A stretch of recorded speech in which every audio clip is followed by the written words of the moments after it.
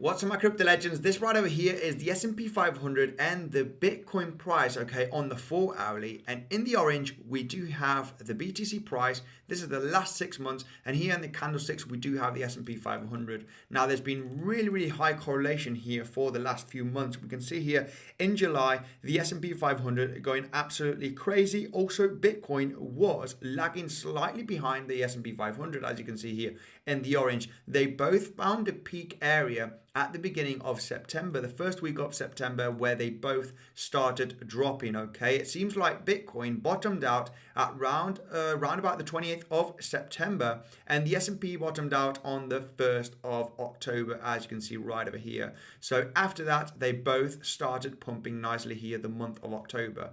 They both also started to find a peak here the first week of November, as you can see, and then started dropping. Now, what is happening currently is that the S&P 500 is pumping like crazy from the 20th of December, breaking all-time highs, as you can see here on the chart.